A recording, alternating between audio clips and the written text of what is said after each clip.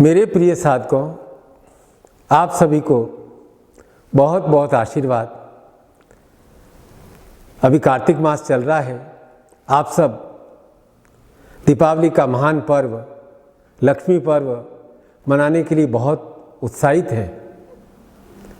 अभी नवरात्रि पर्व भी आपने पूरे उत्साह के साथ साधनात्मक रूप में संपन्न किया। अप्राप्त लक्ष्मी प्राप्त्यर्थम प्राप्त लक्ष्मी चिरकाल संराक्षसा, कि जो लक्ष्मी आपको अब तक प्राप्त नहीं हुई है वह लक्ष्मी आपको प्राप्त हो, और जो आपको प्राप्त है वह चिरकाल तक आपके जीवन में स्थापित रहे। इस आशीर्वाद के साथ आपको दीपावली पर्व की बहुत बहुत शुभकामनाएं। विशेष बात यह है कि अभी कोरोना का संक्रमण पूरी तरह से समाप्त नहीं हुआ है। जैसा कहते हैं ना कि आती हुई सर्दी और जाती हुई सर्दी में विशेष सावधानी रखने की आवश्यकता रहती है। तो इसलिए आपको भी इस त्योहार को, उत्सव को संपन्न करते हुए बहुत सावधानी रखनी है। मार्च से अब तक आपने बहुत साहस और दृढ़ता का परिचय दिया है, अपनी अंतर्शक्ति को मजबूत कर कार्य करते रहे हैं, सावधानियों का पालन किया है। अब और मजबूती से सावधानी रखनी है, किसी भी प्रकार की लापरवाही नहीं करनी है। ये कार्तिक मास लक्ष्मी मास है। इस मास के मध्य में अमावस्या की घोर रात्रि में दीपावली पर्व संपन्न किया जाता है, जिसे काल रात्रि भी कहते हैं। अभी अमावस्या के ठीक पहले 15 दिन पहले आश्विन मास की पूर्णिमा को आपने शरद पूर्णिमा महोत्सव संपन्न किया। इस पर्व पर महालक्ष्मी, पालनकर्त्री लक्ष्मी भूलोक पर कहते हैं विचरण करती है और अपने साधकों और भक्तों से पूछती है, को जागरी, को जागृति, को जागृति, कौन जाग रहा है। ये एक संकेत है, कह रहे जागो जागो जागो, जागृत हो जाओ, कर्म की ओर प्रवृत्त हो जाओ। और फिर दीपावली के दिन प्रत्येक कर्म योगी साधक को, व्यक्ति को लक्ष्मी अपना आशीर्वाद और वरदान प्रदान करती है। लक्ष्मी उसका वरण करती है, लक्ष्मी उसे अपने आश्रय में ले लेती है। आप सब धार्मिक साहित्य, पुराण इत्यादि पढ़ते हो, विभिन्न प्रकार की धार्मिक चर्चाएं करते हो। आप सब अच्छी तरह से जानते हो कि लक्ष्मी की उत्पत्ति कहाँ हुई? समुद्र मंथन से। और समुद्र मंथन के पश्चात भगवान विष्णु ने लक्ष्मी का वर्ण कर लिया। अब एक प्रश्न ही आता है, सोचने वाली बात है कि लक्ष्मी तो भगवान का कभी संग नहीं छोड़ती है, अभिनंग है, फिर वह पाताल लोक क्यों चली गई? थोड़ी गंभीर बात है। एक विष्णु पुराण में एक सुंदर कथा आती है। कथा का मर्म समझना आप, कि एक बार इंद्र अपने ऐरावत पर निकल रहे थे और मार्ग में दुर्वासा ऋषि मिले, तो उन्होंने एक सुगंधित परिजात पुष्पों की माला इंद्र को भेंट की। इंद्र सब लोक के राजा, और इंद्र उस समय ऐरावत पर बैठे अपने आप को जगत का मालिक समझे, अहंकार से भरे हुए बैठे थे। उन्होंने वो ऋषि की माला को एक साधारण माला समझते हुए अपने हाथी ऐरावत को पहना दी। ऐरावत ने क्या किया? हाथी उसे सूंड उठा करके सूंघा और फेंक दिया जमीन पर, कुचल दिया। अब आप सब साधक हो, आप जानते हो कि दुर्वासा ऋषि भगवान शिव के अंशावतार हैं, तो उनका क्रोध भी शिव के समान बहुत ही तीव्र था। बहुत बड़े तपस्वी थे, बहुत बड़े तपस्वी थे, जिनकी विश्वामित्र के समकक्ष कहा जा सकता है, वशिष्ठ के समकक्ष कहा जा सकता है। तो दुर्वासा को बहुत अपमान लगा, तो उन्होंने इंद्र को श्राप दिया कि हे इंद्र, तुमने इस माला का नहीं, मेरा अपमान किया है अपने अहंकार के कारण, और मैं तुम्हें श्राप देता हूं कि तुम्हारा यह त्रिभुवन श्रीहीन हो जाएगा। इंद्र ने जैसे ही ऋषि का यह श्राप वचन सुना और उसे अपनी गलती का एहसास हुआ, ऐरावत से उतरे इंद्र और ऋषि से क्षमा याचना भी की। लेकिन दुर्वासा का क्रोध तो कहते हैं ना, लीजेंडरी क्रोध, महान था। एक बार मुख से जो वचन निकल गया वह निकल गया। कहते हैं ना, मुंह से निकला हुआ वचन कभी वापस नहीं जा सकता है। तो ऋषि के श्राप के कारण क्या हुआ कि इंद्र का स्वर्ग श्रीहीन हो गया। श्रीहीन हो गया अर्थात लक्ष्मी विहीन हो गया।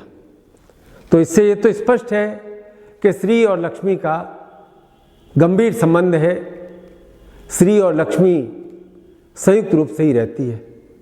अब जहाँ श्री नहीं वहाँ सत्व नहीं, और जहाँ सत्व नहीं है, सत्व समाप्त हो जाता है, वहाँ तो लक्ष्मी का निवास हो ही नहीं सकता है। एक विशेष बात आप ध्यान देना, माँ लक्ष्मी का यंत्र क्या है? श्री यंत्र। क्योंकि श्री है वह आद्या शक्ति है, और इस आद्या शक्ति के कारण ही, इससे जुड़कर ही भगवान विष्णु श्री विष्णु बनते हैं।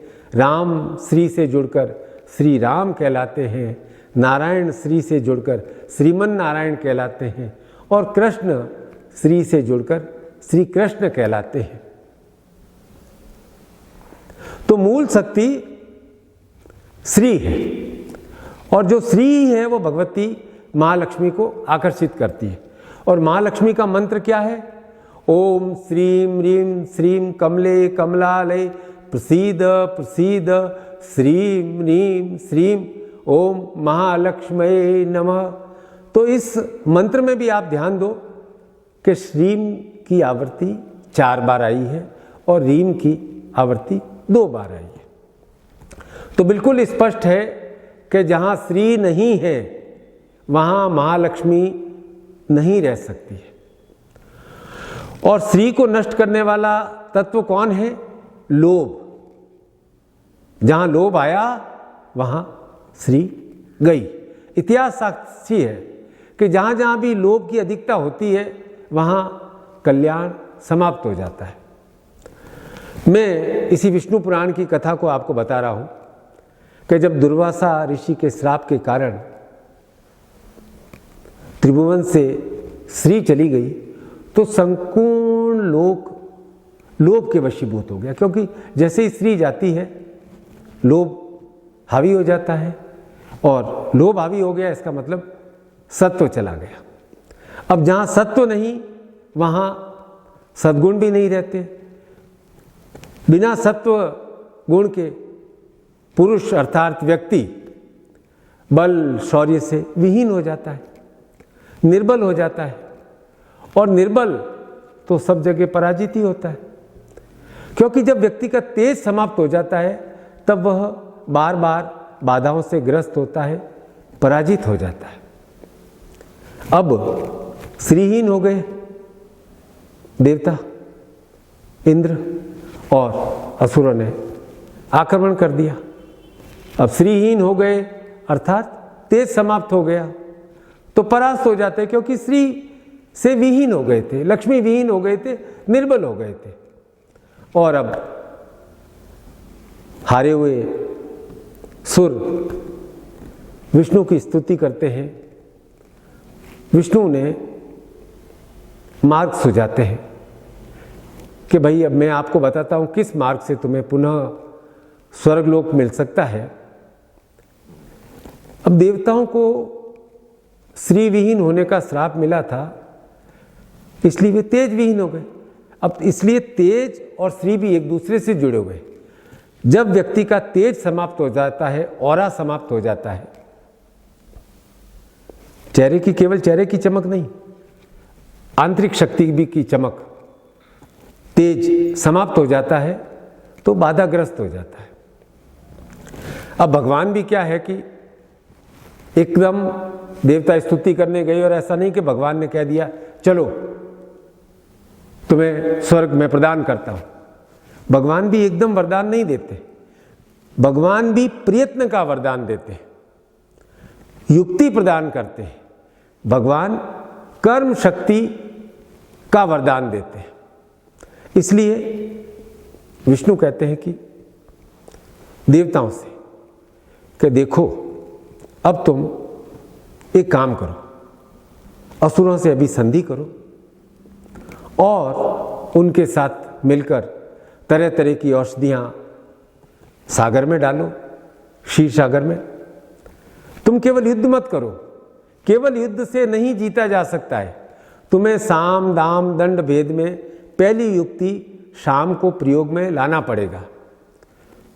और भगवान स्पष्ट कहते हैं कि देखो तुम अकेले समुद्र मंथन नहीं कर सकते हो, तुम्हें असुरों का सहयोग लेना पड़ेगा और उन्हें यह आश्वासन दो कि समुद्र मंथन से अमृत प्राप्त होगा। जब अमृत निकलेगा तब हम आधा आधा बांट लेंगे और मैं उस समय कोई युक्ति कर दूंगा जिससे अमृत तुम्हें ही मिले। इस अमृत का पान कर तुम देवगण सबल और अमर हो जाओगे, तुम्हारा तेज, तुम्हारी श्री पुनः स्थापित हो जाएगी, तुम्हें वर्चस्व प्राप्त होगा। क्योंकि जहां श्री है वहां शौर्य है, जहां श्री है वहां बल है। खैर अमृत मंथन की कथा तो आप सबको मालूम है कि अमृत मंथन से चंद्रमा, कौस्तुभमणि, भगवान धन्वंतरी और अमृत कलश निकला, कालकूट विष भी निकला जिसे शिव ने ग्रहण कर लिया। अमृत कलश निकला जिसे भगवान ने उस समय बांटने समय मोहिनी रूप धारण कर लिया, असुर मोहित हो गए और केवल देवताओं को वह अमृत प्रदान कर दिया, असुरों को वंचित कर दिया। अब जब लक्ष्मी प्रकट हुई तो उसने किसका वर्ण किया? भगवान विष्णु का। जैसे ही लक्ष्मी पाताल लोक से आई और विष्णु का वर्ण किया तो पुनः पूरा त्रिभुवन श्री से युक्त हो गया और देवता असुरों को पराजित करने में समर्थ हो सके। दुर्गा सप्तशती में भी शक्ति जब असुरों को परास्त करती है, पराजित करती है तो उन्हें कहती है कि अब तुम पाताल लोक में जाकर रहो। और लक्ष्मी का निवास कहाँ है? पाताल लोक। अब लक्ष्मी आरती में भी तो यही कहते हैं ना, हे लक्ष्मी मैया तुम पाताल निवासिनी, तुम ही शुभदाता, कर्म प्रभाव प्रकाशिनी, भवनिधि की त्राता। तो फिर लक्ष्मी देवताओं को, सुरों को, अपने भक्तों को, मनुष्यों का क्यों साथ देती है? पाताल लोक में रहती है तो असुरों का साथ देना चाहिए? नहीं। देवी स्तुति में क्या कहा गया है? या श्री स्वयं सुकृति नाम भवेनश्य लक्ष्मी, कि हे शक्ति आप पुण्यात्माओं के घर में, हे लक्ष्मी आप पुण्यात्माओं के घर में, सद्गुण वाले व्यक्तियों के घर में श्री रूप में, लक्ष्मी रूप में निवास करती। देखो इसको समझाने के लिए कि सद्गुण किसे कहते हैं उसको समझाने के लिए मैं एक और कथा आपको सुनाता हूं। आप सभी धर्म ग्रंथ पढ़ते हो, उनके तथ्यों को भी समझते हो। देवताओं के गुरु कौन है? बृहस्पति। असुरों के गुरु कौन है? शुक्राचार्य। अब शुक्राचार्य वह महान ऋषि थे जिन्हें मृत संजीवनी विद्या आती थी, अर्थात वे किसी मृत को भी जीवित कर सकते थे। और जब जब सुर असुर का संघर्ष चलता था, असुर मरते, शुक्राचार्य असुरों को अपनी मृत संजीवनी विद्या से पुनः जीवित कर देते थे। बहुत विकट स्थिति हो गई थी। अब सुरों और देवताओं को मृत संजीवनी विद्या नहीं आती थी, तो बहुत हताश निराश हो गए। तो देवता कहाँ गए? अपने गुरु बृहस्पति के पास पहुंचे। सही बात है, व्यक्ति जब हताश निराश होता है ना, तभी वह गुरु के पास पहुंचता है। जब उसे लगता है कि मेरा कोई सहारा नहीं है, तो वह गुरु के पास जाता है। और इसमें कुछ अनुचित भी नहीं है, गुरु के पास ही तो जाओगे, और कहाँ जाओगे? और कहीं से तो कुछ मिले या नहीं मिले, गुरु के पास से शुभ आशीर्वाद अवश्य प्राप्त होता है। तो बृहस्पति ने कहा कि भाई मुझे इस विद्या का ज्ञान नहीं है, यह ज्ञान तो शुक्राचार्य से ही सीखना पड़ेगा, तो क्या किया जाए? तो बोले मेरा पुत्र कच है, वह तुम्हारा सहयोग कर सकता है और अवश्य करेगा। तो कहा कि क्या किया जाए कि शुक्राचार्य से मृत संजीवनी विद्या सीखी जाए। तो कच से निवेदन किया, तो कहा कि आप शुक्राचार्य के पास जाएं और उनसे मृत संजीवनी विद्या का ज्ञान प्राप्त करें। कच ने स्पष्ट रूप से कहा कि मैं गुरु के पास जा सकता हूं, मैं उनकी सेवा कर सकता हूं, वे मुझे कब विद्या प्रदान करेंगे ये वही जाने, ये गुरु पर निर्भर करता है। शिष्य का धर्म सेवा करना है, और जब गुरु की इच्छा होती है वे वरदान दे देंगे। कहते हैं कि कच ने कई कई वर्षों तक शुक्राचार्य की सेवा की। शुक्राचार्य के साथ उनकी पुत्री देवयानी थी। देवयानी कच पर मोहित भी थी, लेकिन कच शुक्राचार्य की सेवा करते रहे। कच की सेवा, सात्विकता, तपस्या से शुक्राचार्य के शिष्य दूसरे असुर भयभीत हो गए। उन्हें डर लगा कि शुक्राचार्य कहीं कच को मृत संजीवनी विद्या का ज्ञान नहीं दे दे। देखो, जो आसुरी प्रवृत्ति का व्यक्ति होता है ना, वह बाहर से तो बलशाली दिखता है, लेकिन भीतर ही भीतर वो बहुत भयभीत रहता है। अब कच तो निर्विघ्न भाव से, भक्ति भाव से गुरु सेवा कर रहे थे। असुरों ने क्या किया कि कई बार कच को मार दिया, और शुक्राचार्य ने पुनः अपनी मृत संजीवनी विद्या से जीवित कर दिया। अब असुर और भी अधिक घबरा गए, तो उन्होंने एक महाषड्यंत्र रचा। उन्होंने क्या किया? कच को मारा, उसे जला दिया और उसकी राख को मदिरा में मिलाकर शुक्राचार्य को पिला दिया। अब सुबह से शाम हो गई, शुक्राचार्य को कच नहीं दिखे, तो उन्होंने कच को आवाज दी, अरे कच कहाँ हो, कहाँ हो, कहाँ हो? उसे ढूंढा, तो शुक्राचार्य के उधर से आवाज आई कि गुरुवर मैं यहां हूं। कच की आत्मा। गुरुवर को बहुत आश्चर्य हुआ कि उन्होंने पूछा, अरे भाई तुम यहां कैसे पहुंच गए? तो कच ने पूरा वृतांत सुनाया। तो शुक्राचार्य ने कहा तुम बाहर आ जाओ। कच ने क्या उत्तर दिया, सुनना आप ध्यान से।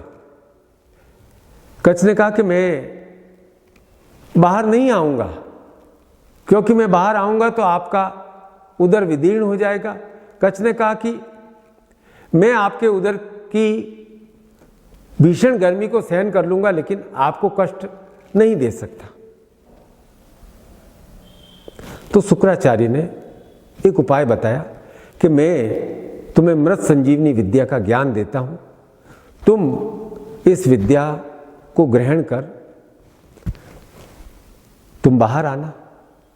बाहर आकर मेरा पेट से विदीर्ण होकर बाहर आओगे, फिर तुम उस विद्या से मुझे जीवित कर देना। और ऐसा ही हुआ। अब कच को गुरु से संजीवनी विद्या का ज्ञान प्राप्त हो गया। और फिर उन्होंने कहा, गुरुवर मेरी साधना पूर्ण हुई, अब मैं पुनः देवलोक जाऊं। अब बाधा ये आ गई कि देवयानी कच्छ पर थोड़ी मोहित हो गई थी, तो उसने कहा कि तुम विवाह कर यहीं रहो। कच्छ ने स्पष्ट तौर से कहा कि पहले तो आप गुरुपुत्री हैं, मेरी बहन समान है, और मैं यहां धर्म का पालन करने आया हूं,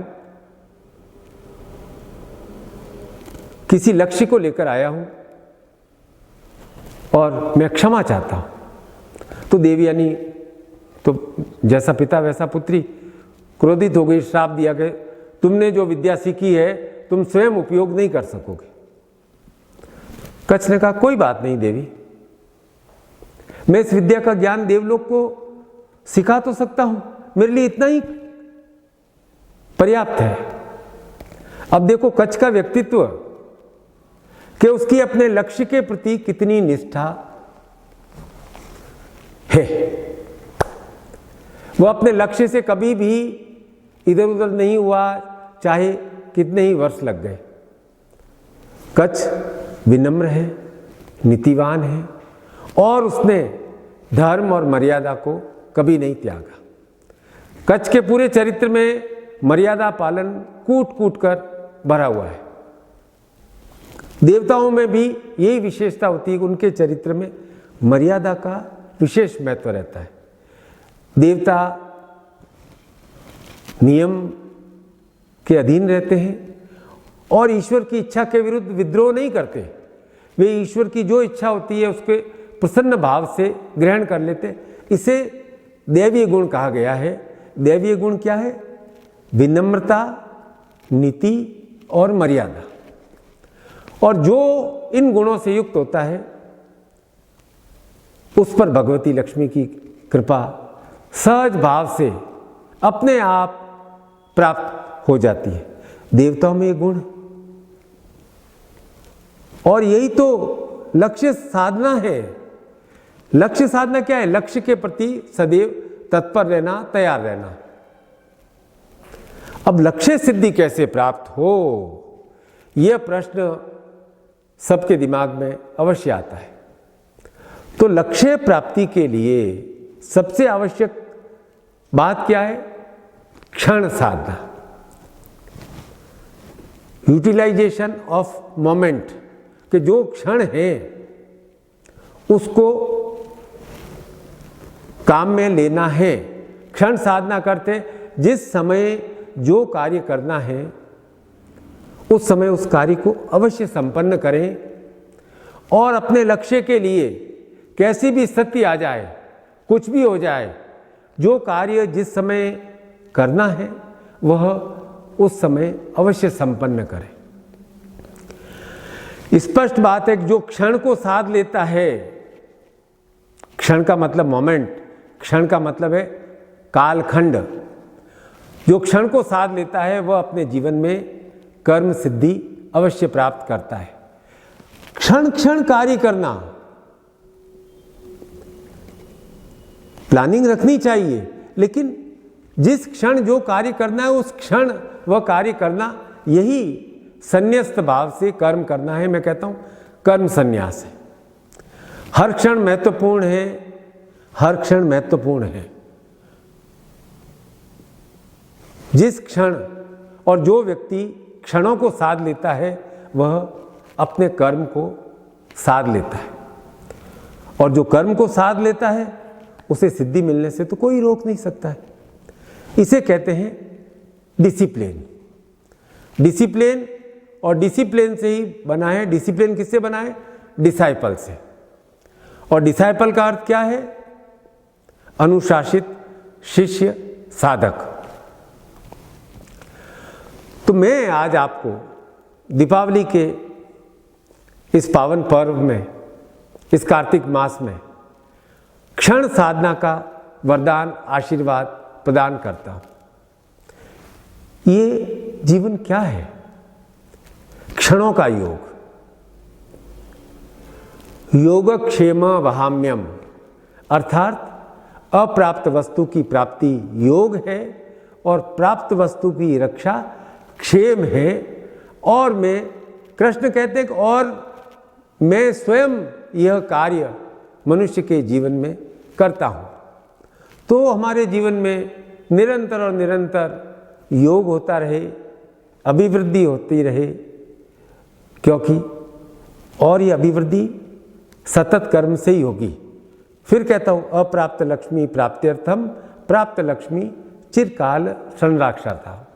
तो लक्ष्य सिद्धि लक्ष्मी सिद्धि, लक्ष्मी सिद्धि लक्ष्य सिद्धि, भेद नहीं है दोनों में, केवल धन की बात नहीं है।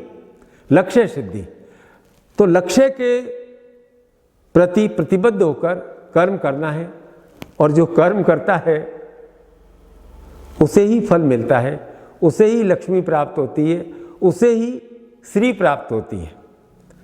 कर्म, लक्ष्मी और श्री तीनों में भेद है ही नहीं, तीनों परस्पर जुड़े हुए हैं। जहाँ कर्म, लक्ष्मी, श्री संयुक्त होती है वहाँ, और कहाँ संयुक्त होती है?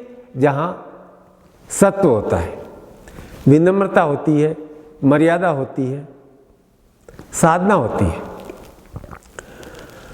तो आप भी अपने घर में शुद्ध अंतकरण से, शांत मन से, संतोष भाव से, श्रद्धा से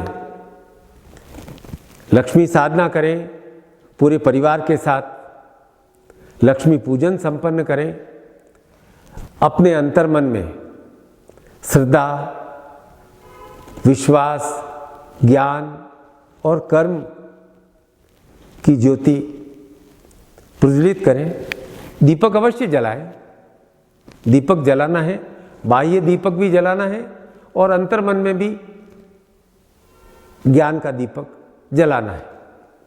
और मेरा आपसे अनुरोध है, आग्रह है कि जीवन के प्रत्येक क्षण में कर्मरत रहें।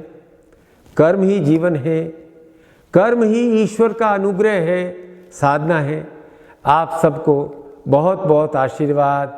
Happy Deepawali, happy Deepawali, happy Deepawali. खुश रहो, खुश। बोल सद्गुरुदेव भगवान की जय। हर हर महादेव। बोल लक्ष्मी मात की जय। जय हो, आपकी जय हो। आशीर्वाद बेटा।